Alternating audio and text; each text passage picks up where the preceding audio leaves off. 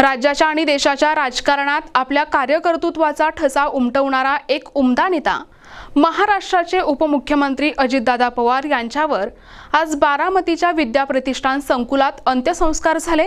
यावेळी संपूर्ण देशातील विविध राज्यांतून लाखोच्या संख्येने जनसमुदाय उपस्थित होता। बारामतीलगत नुकत्याच झालेल्या विमान अपघातात राष्ट्रवादीचे नेते उपमुख्यमंत्री अजित पवार यांचे दुर्दैवी निधन झाले। हा महाराष्ट्रासाठी अत्यंत मोठा धक्का मानला जातोय।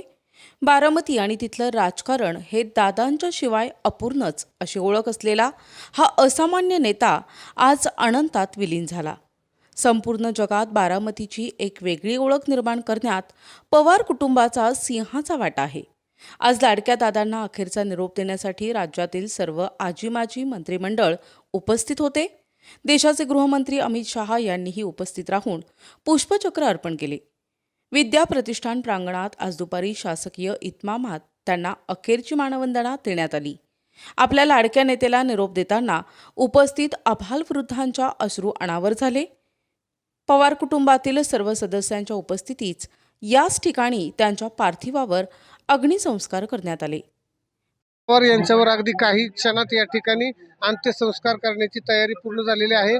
आपण पाहत असाल तर माझ्या पाठीमागं महाराष्ट्रातून राज्यभरातून लाखोंच्या संख्येनं पवारांवरती प्रेम करणारा जनसमुदाय या ठिकाणी उपस्थित आहे।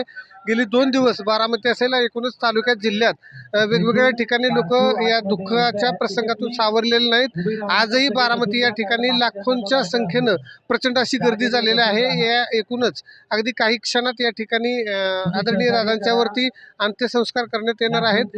राज्यभरातून राज्याचे मंत्रिमंडळ असेल तसेच वेगवेगळ्या पक्षाचे अनेक प्रतिष्ठित आणि सर्व पक्षाचे प्रमुख पदाधिकारी या ठिकाणी उपस्थित आहेत। प्रतिनिधी मनोहर तावरे, NTV न्यूज मराठी, बारामती।